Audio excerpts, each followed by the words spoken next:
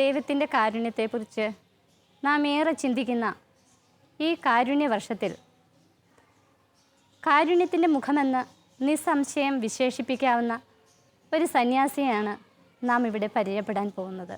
Martha and മേരിയുടെ പുതിയ എപ്പിസോഡിലേക്ക് എല്ലാ പ്രേക്ഷകർക്കും സ്വാഗതം.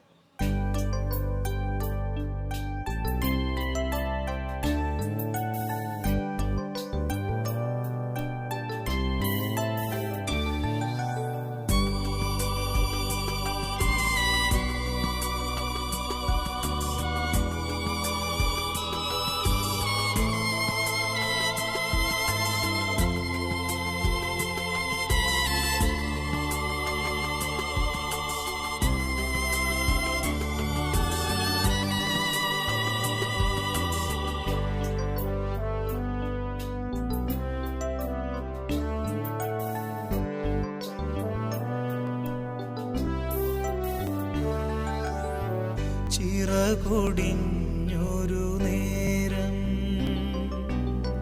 ചിറകുമായൊരു മാലാഖ അരികിൽ വന്നു ചിറകു തന്നു ഹൃദയവായ്പാൽ ബലമേകി. ചിറകൊടിഞ്ഞൊരു നേരം ചിറകുമായൊരു മാലാഖ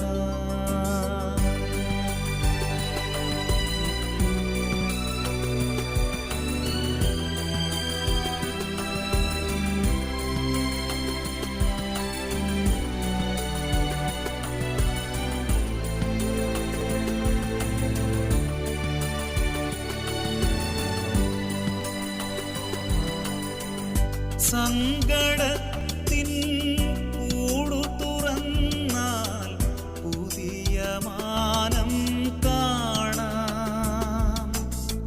താഴ്ചയുയർച്ചകൾ തമ്മിൽ ദൂരം ഇല്ല എന്നും കാണാം. വീണുപോയൊരു കുരുവി കുഞ്ഞിനെ താങ്ങിത്തലോടും ദൈവം ആശ വെടിയരുതൊരു നാളും മെല്ലെയോതി മാലാഖ. ചിറകൊടിഞ്ഞൊരു നേരം ചിറകുമായൊരു മാലാഖ. മർത്ത ആൻഡ് മേരിയിലേക്ക് സിസ്റ്ററിന് സ്നേഹപൂർവ്വം സ്വാഗതം ചെയ്യും. സിസ്റ്ററിൻ്റെ വീട്, നാട്, കുടുംബ പശ്ചാത്തലം ഇവയെക്കുറിച്ചൊന്ന് വിവരിക്കാമോ? എൻ്റെ വീട് കോതമംഗലത്താണ്. എൻ്റെ വീട്ടിൽ അപ്പനും അമ്മയും 3 സഹോദരന്മാരും 3 ചേച്ചിമാരുമാണ് എനിക്കുള്ളത്. ഞാൻ കുടുംബത്തിലെ ഏറ്റവും ഇളയ ആളാണ്. ഇപ്പോൾ ജീവിച്ചിരിക്കുന്നത് എൻ്റെ മൂത്ത ആങ്ങളയുടെ ഭാര്യ, മൂത്ത നാത്തൂൻ മാത്രം. മറ്റുള്ളവരെല്ലാം മരിച്ചുപോയി. സിസ്റ്ററിന് ഈ സന്യാസ ദൈവവിളി സ്വീകരിക്കാനുണ്ടായ പ്രചോദനം എന്തായിരുന്നു? എൻ്റെ ദൈവവിളിയെക്കുറിച്ച് പറഞ്ഞാൽ എൻ്റെ മാതാപിതാക്കളുടെ ആഴമായ വിശ്വാസവും അവരുടെ പ്രാർത്ഥനാ ജീവിതവും അവരുടെ ദാനധർമ്മവും അവരുടെ നല്ല വളർത്തലും എല്ലാം എന്നെ ഏറെ സ്വാധീനിച്ചു.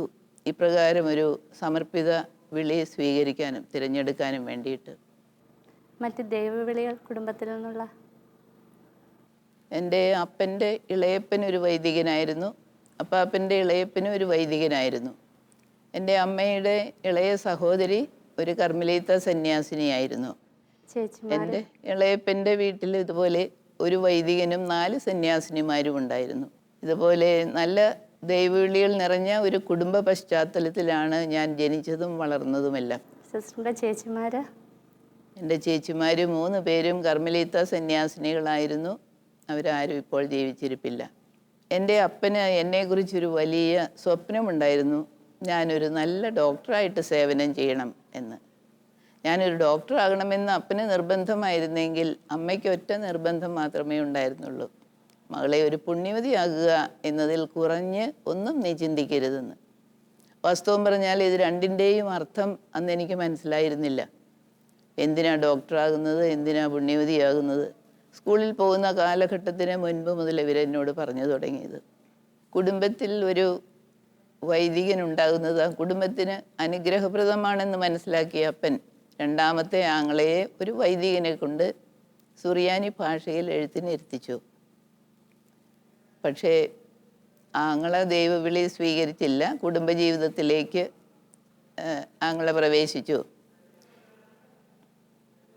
എൻ്റെ അപ്പൻ്റെ ആഗ്രഹം ആങ്ങള ഒരു വൈദികനാകണം എന്നതായിരുന്നെങ്കിൽ ദൈവത്തിൻ്റെ സ്വപ്നം മറിച്ചായിരുന്നു. എൻ്റെ ആങ്ങള വിവാഹ ജീവിതത്തിൽ ഏർപ്പെട്ട് ദൈവവിളിയുള്ള അനേകം കുഞ്ഞുങ്ങൾക്ക് ജന്മം കൊടുക്കണം എന്നതായിരുന്നു ദൈവത്തിൻ്റെ സ്വപ്നം. ആങ്ങളയുടെ മൂത്ത മകളും മകളുടെ മകളും ഇവിടെ സിസ്റ്റേഴ്സായിട്ട് ഞങ്ങളുടെ കൂടെ ശുശ്രൂഷ ചെയ്യുന്നു. കൊച്ചുമക്കൾ 3 പേര് സിസ്റ്റേഴ്സ് ആകാനും 2 പേര് വൈദികരാകാനും ഒരുങ്ങിക്കൊണ്ടിരിക്കുന്നു. അനുഗ്രഹിക്കപ്പെട്ട കുടുംബം. അങ്ങനെ ദൈവവിളിയുള്ള ഒരു കുടുംബ പശ്ചാത്തലത്തിൽ നിന്നാണ് ഞാൻ ജനിച്ചു വളർന്നത്. അപ്പന് മക്കളെ വളർത്തുന്നതിൽ കൂടുതൽ പരിഗണന നൽകിയിരുന്നത് വിശ്വാസത്തിനും ആരോഗ്യത്തിനും വിദ്യാഭ്യാസത്തിനുമായിരുന്നു. എൻ്റെ അപ്പൻ എന്നോട് പറഞ്ഞിരുന്നത് 100 വയസ്സ് വരെ ജീവിക്കണം, 100 വയസ്സ് വരെ പഠിക്കണമെന്ന്. അന്ന് ഞാൻ വിചാരിച്ചു, ആർക്കെങ്കിലും 100 വയസ്സ് വരെ പഠിക്കാൻ പറ്റുമോ? ഇത്രയും മണ്ടത്തരമാണല്ലോ ഇത് എന്ന് വിചാരിച്ചു. പക്ഷേ 80 വയസ്സ് കഴിഞ്ഞ് ഞാൻ ഇന്നും പഠിച്ചുകൊണ്ടിരിക്കുക. എൻ്റെ അപ്പനൊരു നിർബന്ധമുണ്ടായിരുന്നു. വൈകിട്ട് പള്ളിയിൽ കുരിശുമണി അടിക്കുമ്പോൾ എല്ലാവരും ജോലിക്കാരടക്കം അകത്തും പുറത്തുമുള്ള ജോലി നിർത്തിയിട്ട് കുടുംബ പ്രാർത്ഥനയ്ക്ക് എല്ലാവരും വരണമെന്ന് അപ്പന് നിർബന്ധമായിരുന്നു. Little servants of divine providence എന്ന ഈ സന്യാസ സമൂഹം സ്ഥാപിക്കാനുണ്ടായ പ്രചോദനം എന്തായിരുന്നു? 1957 ടൂറിനിലെ ദൈവപരിപാലന ഭവനം സന്ദർശിച്ചു കഴിഞ്ഞപ്പോൾ ആരോ എന്നോട് ചോദിക്കുന്നത് പോലെ എനിക്ക് തോന്നി, എന്തുകൊണ്ട് നിനക്കും പാവങ്ങൾക്ക് വേണ്ടി ജീവിതം സമർപ്പിച്ചുകൂടാ? അങ്ങനെ ഞാൻ റോമിൽ നിന്നും MD ബിരുദവും ഇംഗ്ലണ്ടിൽ നിന്നും അയർലൻഡിൽ നിന്നും ഡിപ്ലോമകളെല്ലാം എടുത്ത് നാട്ടിൽ തിരിച്ചെത്തി ഞങ്ങളുടെ തന്നെ MSJ സമൂഹത്തിലുള്ള ആശുപത്രികളിൽ ജോലി ചെയ്തുകൊണ്ടിരിക്കുമ്പോൾ ഈ ആഗ്രഹം കുറേ കൂടി ശക്തമായി. അങ്ങനെ എൻ്റെ അധികാരികളുടെ അനുവാദത്തോടു കൂടി ഞാൻ MSJ സമൂഹത്തിൽ നിന്ന് പുറത്തു വന്ന് എൻ്റെ ആഗ്രഹങ്ങളും സ്വപ്നങ്ങളും പ്രതീക്ഷകളും അനുസരിച്ച് ജീവിക്കാനുള്ളൊരു വേദി ഞാൻ അന്വേഷിക്കുകയായിരുന്നു. സിസ്റ്റർ MSJ സഭാ സമൂഹത്തിൽ ചേർന്നിരുന്നു എന്ന് പറഞ്ഞല്ലോ. എന്തുകൊണ്ടാണ് MSJ സഭാ സമൂഹം തന്നെ തിരഞ്ഞെടുത്തത് എന്ന് വിശദീകരിക്കാമോ? എൻ്റെ വളരെ ചെറുപ്പം മുതലേ ഉണ്ടായിരുന്ന ഒരു ആഗ്രഹം നല്ല ഒരു സിസ്റ്ററാകണം, ഒരു നല്ല മിഷണറി ആകണം, ഒരു രക്തസാക്ഷിയാകണം. ഇങ്ങനെയൊക്കെ ഏറെ ആഗ്രഹങ്ങളുണ്ടായിരുന്നു. കാരണം വിശുദ്ധരുടെ ധാരാളം പുസ്തകങ്ങൾ ഞാൻ വായിക്കുമായിരുന്നു. ഓരോ വിശുദ്ധൻ്റെയും വിശുദ്ധയുടെയും ജീവിതം വായിക്കുമ്പോൾ, ജീവചരിത്രം വായിക്കുമ്പോൾ അതാത് വിശുദ്ധനോ അല്ലെങ്കിൽ വിശുദ്ധയാകാനുള്ള വലിയ തീക്ഷ്ണത. പിന്നീടാണ് എനിക്ക് മനസ്സിലായത്, എൻ്റെ ആഗ്രഹപ്രകാരമല്ല ദൈവം ആഗ്രഹിക്കുന്ന വിശുദ്ധനോ വിശുദ്ധയോ ഒക്കെ ആകാനേ നമുക്ക് പറ്റുകയുള്ളൂ. ഏറെ പ്രതിബന്ധങ്ങളും തടസ്സങ്ങളും ഉണ്ടായിരുന്നെങ്കിലും 3-4 വർഷങ്ങൾക്ക് ശേഷം MSJ സമൂഹം വിട്ടുപോരുവാനുള്ള അനുവാദം അധികാരികളിൽ നിന്ന് എനിക്ക് ലഭിച്ചു. എൻ്റെ മഠത്തിൽ എനിക്കൊന്നിൻ്റെയും കുറവുണ്ടായിട്ടല്ല ഞാൻ പോന്നത്. പിന്നെയോ ക്രിസ്തുവിൻ്റെ സ്നേഹം എന്നെ നിർബന്ധിച്ചതുകൊണ്ടാണ്. ദാരിദ്ര്യം മാത്രം കൈവശമായിട്ട് തുടങ്ങിയ ഈ LSD സഭയുടെ ആരംഭ നാളുകൾ എങ്ങനെയായിരുന്നു? MSJ സന്യാസ സമൂഹത്തിൽ നിന്ന് ഞാൻ പോന്നതിന് ശേഷം 4 കൊല്ലത്തെ എക്സ്ട്രാസ്റ്റേഷൻ കാലാവധി സഭയ്ക്ക് വെളിയിൽ നിന്ന് ജോലി ചെയ്യാനുള്ള അനുവാദമാണ് കിട്ടിയത്. അപ്പോൾ മുക്കൂറിലുള്ള ഡോട്ടേഴ്സ് ഓഫ് സെൻറ്റ് ജോസഫ് എന്ന സന്യാസ സമൂഹത്തിൽ ഞാൻ അവിടുത്തെ പാവപ്പെട്ട അനാഥ കുഞ്ഞുങ്ങളെ ശുശ്രൂഷിച്ചും പ്രാർത്ഥനയിലും ഈ 4 വർഷക്കാലം ചിലവഴിച്ചു. പ്രാർത്ഥനയിൽ നിന്ന് കിട്ടിയ പ്രചോദനം അനുസരിച്ച് പാവപ്പെട്ട രോഗികൾക്ക്, അവഗണിക്കപ്പെട്ട രോഗികൾക്ക് വേണ്ടി ശുശ്രൂഷ ചെയ്യണമെന്ന ശക്തമായ പ്രചോദനം കിട്ടി. അങ്ങനെ അന്നത്തെ ചങ്ങനാശ്ശേരി മെത്രാപ്പോലീത്തയായിരുന്ന അഭിമന്യ പടിയറ പിതാവിനെ സമീപിച്ച് എൻ്റെ ആഗ്രഹങ്ങൾ, സ്വപ്നങ്ങൾ, പ്രതീക്ഷകളെല്ലാം പിതാവുമായിട്ട് പങ്കുവച്ചു. ഒരു ചെറിയ ആതുരാലയം തുടങ്ങാനുള്ള അനുവാദമാണ് അന്നത്തെ പിതാവിനോട് ഞാൻ ചോദിച്ചത്. പിതാവ് എന്നോട് ചോദിച്ചു, സിസ്റ്റർ, ഈ ആതുരാലയം തുടങ്ങാനായിട്ട് സ്ഥലമുണ്ടോ, കെട്ടിടമുണ്ടോ, ഫണ്ടുണ്ടോ, ബാങ്ക് ബാലൻസ് ഉണ്ടോ? ഞാൻ പറഞ്ഞു, പിതാവേ, ഈ പറഞ്ഞ യാതൊന്നുമില്ല, ദൈവം തരും എന്ന വിശ്വാസം മാത്രമേ ഉള്ളൂ. എൻ്റെ സമൂഹത്തിൽ നിന്ന് ഞാൻ വെറും കൈയോടെയായിരുന്നു ഇറങ്ങി തിരിച്ചത്. ഞാൻ ഇനി എന്ത് ചെയ്യും എന്ന് വിചാരിച്ചിരുന്നപ്പോൾ പിതാവ് എന്നെ കുന്നന്താനത്തെ ഇടവക വികാരിയായിരുന്ന അന്നത്തെ ബഹുമാനപ്പെട്ട ആൻ്റണി പാറക്കുഴി അച്ഛനിലേക്ക് അടുത്ത് പോകുവാനായിട്ട് നിർദ്ദേശം നൽകി. അച്ഛൻ കുന്നന്താനത്ത് തന്നെ ഒരു കൊച്ചു വീട്, ഓലപ്പുരയാണ്, അത് കാണിച്ചു തന്നു. വാടകയ്ക്ക് താമസിക്കുന്ന ഒരു വീട്. ആ വീട്ടിൽ നടക്കുകയോ സംസാരിക്കുകയോ ചെയ്യാത്തതും സ്വയമായിട്ടൊന്നും ചെയ്യാൻ കഴിവില്ലാത്തതുമായ ഒരു രോഗിയെ സ്വീകരിച്ചുകൊണ്ട് ആതുരാലയത്തിൻ്റെ പ്രവർത്തനം ആരംഭിക്കുക. മത്തായിയുടെ സുവിശേഷം 6-ാം അധ്യായം 33-ാം തിരുവചനം പറയുന്നു, നിങ്ങൾ ആദ്യമായി ദൈവത്തിൻ്റെ രാജ്യവും അവിടുത്തെ നീതിയും അന്വേഷിക്കുവിൻ, അപ്പോൾ ബാക്കിയെല്ലാം കൂട്ടിച്ചേർത്ത് നൽകപ്പെടും. ഈ ഒരൊറ്റ തിരുവചനത്തിൽ വിശ്വസിച്ച് ആശ്രയിച്ചു കൊണ്ടാണ് ഞാൻ എൻ്റെ കോൺവെൻറ്റിൽ നിന്നും ഇറങ്ങി തിരിച്ചിരുന്നത്. വേദനിക്കുന്നവർക്ക് വേണ്ടി ഈ ജീവിതം മാറ്റിവെച്ചപ്പോൾ ധാരാളം വെല്ലുവിളികളെ നേരിടേണ്ടി വന്നിരിക്കുമല്ലോ. ഏറെ ബുദ്ധിമുട്ടുകളും പ്രയാസങ്ങളും വെല്ലുവിളികളും എല്ലാം ഉണ്ടായിരുന്നു. അതിനെല്ലാം അതിജീവിക്കാനുള്ള ശക്തി അപ്പോഴപ്പോൾ ദൈവം നൽകിക്കൊണ്ടിരുന്നു.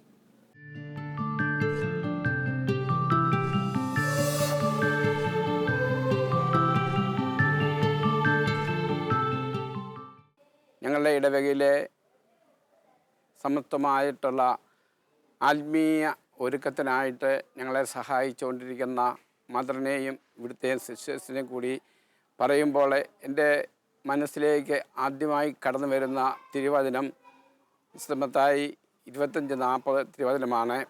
സത്യമായി ഞാൻ നിങ്ങളോട് പറയുന്നു, എൻ്റെ ഏറ്റവും എളിയ ഈ സഹോദരന്മാരിൽ ഒരുവന് നിങ്ങൾ ചെയ്തു കൊടുത്തപ്പോൾ എനിക്ക് തന്നെയാണ് ചെയ്തു തന്നത് എന്നതാണ് ആ തിരുവചനം.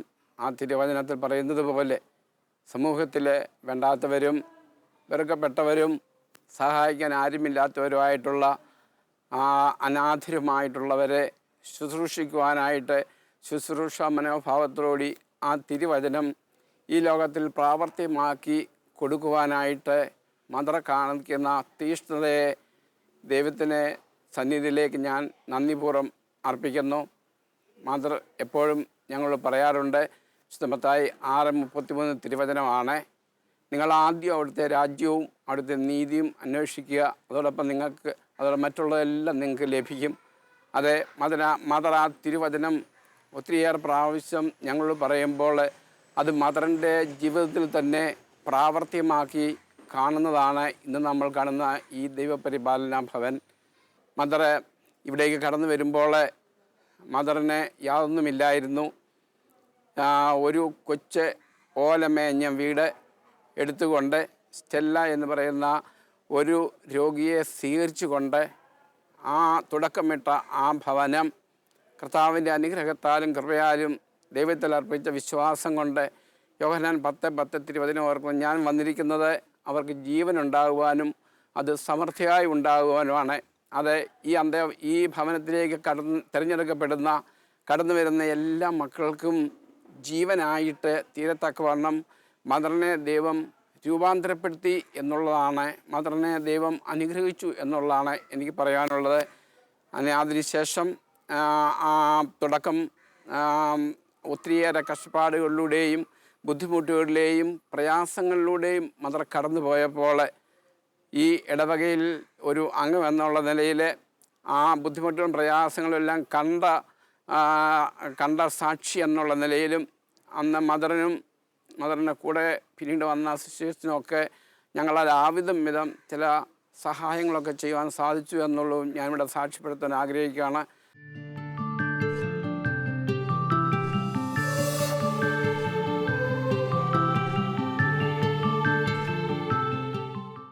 സിസ്റ്റർ ഈ MSJ സഭാ സമൂഹത്തിൽ നിന്ന് സിസ്റ്റർ പുറത്തു വന്നപ്പോൾ കുടുംബാംഗങ്ങളുടെ പ്രതികരണം എന്തായിരുന്നു? ഞാൻ കോൺവെൻറ്റിൽ നിന്നും പുറത്തു വന്നപ്പോൾ വീട്ടുകാരെല്ലാം ഏറെ വേദനിച്ചു.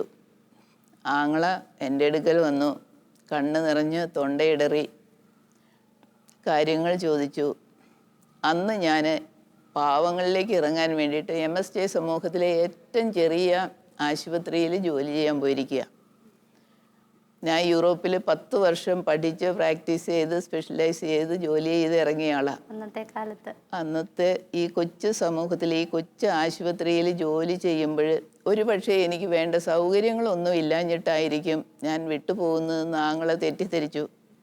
എന്നോട് പറഞ്ഞു, ഇവിടെ കേരളത്തിലോ പുറത്തോ ഉള്ള വലിയ ആശുപത്രികളിൽ എക്സ്റേ ലാബും എല്ലാ സൗകര്യങ്ങളുമുള്ള ആശുപത്രിയിൽ ജോലിക്കായിട്ട് എല്ലാം ക്രമപ്പെടുത്തി തരാം. എൻ്റെ ഉള്ളിലിരിപ്പ്, എൻ്റെ സ്വപ്നം ആർക്കും മനസ്സിലാക്കാൻ പറ്റിയില്ല. ഞാൻ ആരുമായിട്ട് പങ്കുവച്ചിരുന്നില്ല. ഇടവകാംഗങ്ങളുടെ പ്രതികരണമോ? ഞാൻ പോന്ന കാരണം പിന്നെ ആരെയും ഞാൻ കണ്ടുമുട്ടിയില്ല. അവരെ ഇന്ന് പ്രതികരണമൊന്നും എനിക്ക് അറിഞ്ഞുകൂടായിരുന്നു.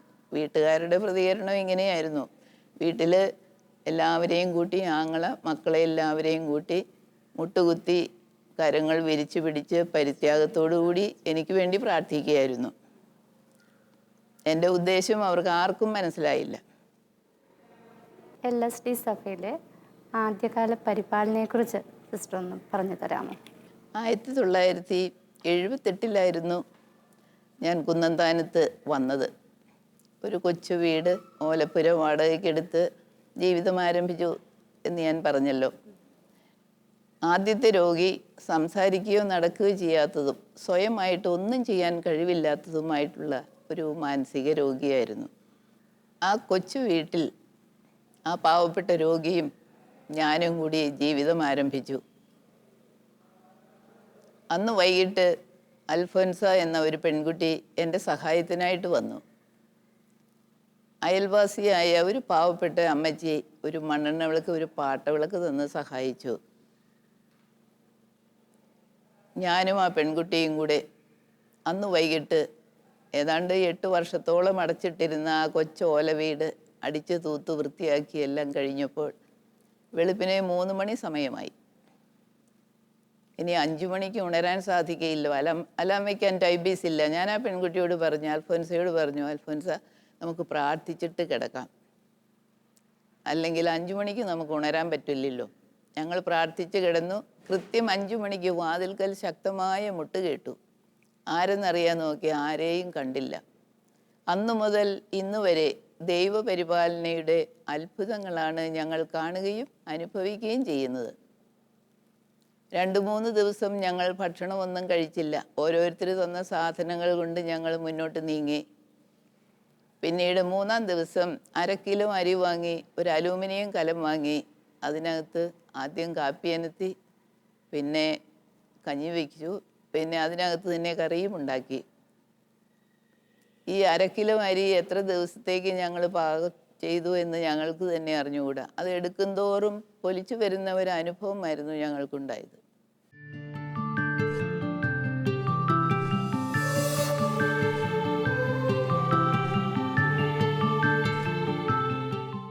എൻ്റെ ദൈവവിളിയെക്കുറിച്ച് പറഞ്ഞു കഴിഞ്ഞാൽ, എനിക്ക് കുട്ടിക്കാലം മുതൽ എൻ്റെ ഒരാഗ്രഹമായിരുന്നു ഒരു നല്ല സിസ്റ്ററാകണം, പാവങ്ങളെ ശുശ്രൂഷിക്കണം എന്നൊക്കെയുള്ളത്. എന്തായാലും ഞാൻ വളർന്നു വരുന്ന കാലഘട്ടങ്ങളിലെല്ലാം, സ്കൂൾ വിദ്യാഭ്യാസ കാലത്തിലെല്ലാം ഇതിനെക്കുറിച്ച് ഞാൻ ഒത്തിരിയേറെ ഇങ്ങനെ ഒരു കോൺവെൻറ്റിൽ ചേരണം എന്നതിനെക്കുറിച്ച് ഞാൻ ആഗ്രഹിക്കുമായിരുന്നു. ചുരുക്കത്തിൽ ഒരു 10ാം ക്ലാസ്സെങ്കിലും കഴിയാതെ ഒരു കോൺവെൻറ്റിലും എടുക്കില്ലല്ലോ എന്ന് ഞാൻ വിചാരിച്ചു കൊണ്ടിരുന്നു. അങ്ങനെ ഇടയ്ക്കൊക്കെ എൻ്റെ സഹോദരങ്ങൾ പലരും MSJ സന്യാസ സമൂഹത്തിലുണ്ടായിരുന്നു. അപ്പോൾ ഞാൻ എൻ്റെ കസിൻസിനെ കാണുവാൻ വേണ്ടി MSJ സന്യാസ സമൂഹത്തിൽ പോകുമായിരുന്നു. വീണ്ടും തുടർന്നുള്ള പഠനകാലത്തിൽ എൻ്റെ പ്രീ ഡിഗ്രി വിദ്യാഭ്യാസം കഴിഞ്ഞപ്പോൾ ഞാൻ ആരുടെയും അനുവാദം ചോദിച്ചില്ല, വീട്ടുകാരോടും പറഞ്ഞില്ല. ഞാൻ സന്യാസ സമൂഹത്തിൽ പോവുകയാണെന്ന് പറഞ്ഞ് ഞാൻ വീട്ടിൽ നിന്ന് ഇറങ്ങിത്തിരിക്കുകയായിരുന്നു.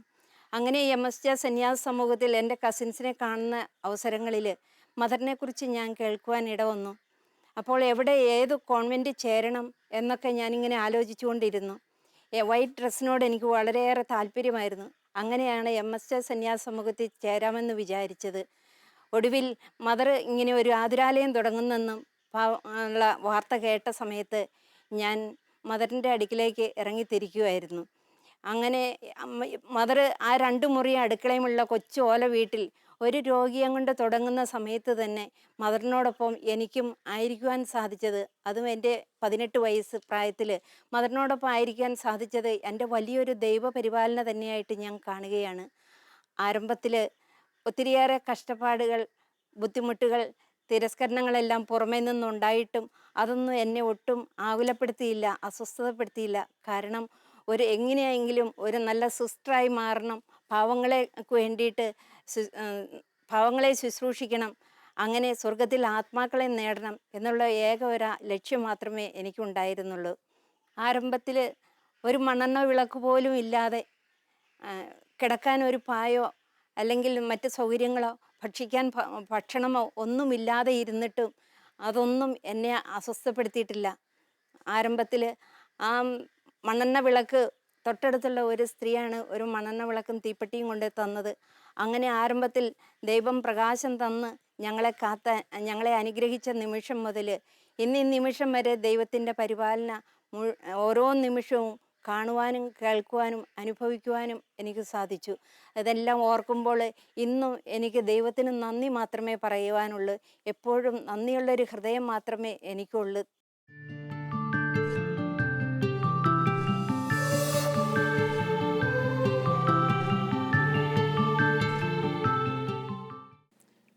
അതിനുശേഷം വേറെ പെൺകുട്ടികളും എൻ്റെ സഹായത്തിനായിട്ട് വന്നു.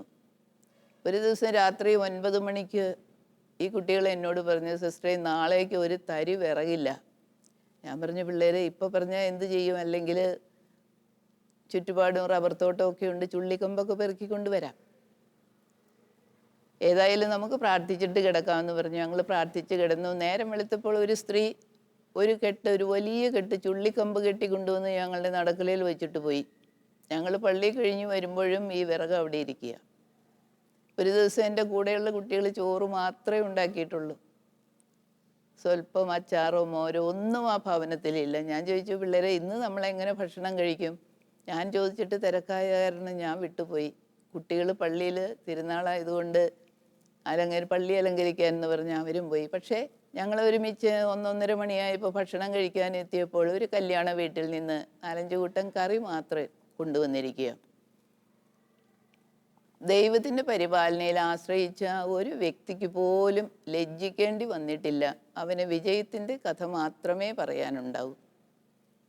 പിന്നീട് ആദ്യത്തെ രോഗിയെ കൂടാതെ സ്റ്റെല്ല എന്നുള്ള പെൺകുട്ടി, 2 കണ്ണിനും കാഴ്ചയില്ലാത്ത ഒരു മാനസിക രോഗിയായ പെൺകുട്ടിയെ കൂടെ ലഭിച്ചു.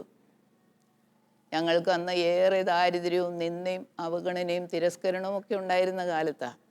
പക്ഷേ ഈ പെൺകുട്ടി, ആദ്യത്തെ രോഗി 24 മണിക്കൂറും സംസാരിക്കാത്ത ആളാണെങ്കിൽ രണ്ടാമത്തെ രോഗി സ്റ്റെല്ല 24 മണിക്കൂറും സംസാരിച്ചുകൊണ്ടിരിക്കും.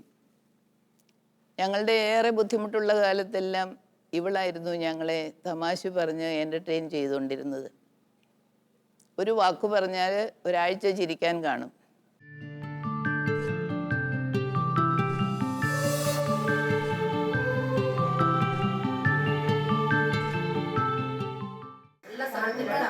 പണമെല്ലാം മുതലാളി മത്തായി മദ്യം കഴിക്കുവാൻ ചെലവഴിച്ചു. കിട്ടുന്ന പണമെല്ലാം ഷാപ്പിൽ കൊടുക്കുവാൻ മടിയില്ല മത്തായിക്കെന്നു എന്നും. അന്നൊക്കെ മറിയാമ്മ വരുവാനിരിക്കുന്ന രാവത്തിനെ പറ്റി ഗുണദോഷിക്കും. അനുദിനം പ്രകരങ്ങളേൽക്കുകയല്ലാതെ അതിലൊന്നും മത്തായി വിരമിച്ചില്ല. വർഷങ്ങൾ 2 കഴിഞ്ഞില്ല മത്തായി ഒരു കൂലി വേലക്കാരനായി മാറി. മണിമേട സ്ഥാനത്തു മൺപൂര വന്നപ്പോൾ മറിയാമ്മ തലച്ചുറ്റി വീണുപോയി. നേരം പൂതർന്നപ്പോൾ മറിയാമ്മ അത്ഭുതമായൊരു വാർത്ത കേട്ടു. മത്തായിയെ പോലീസു കൊണ്ടുപോയി.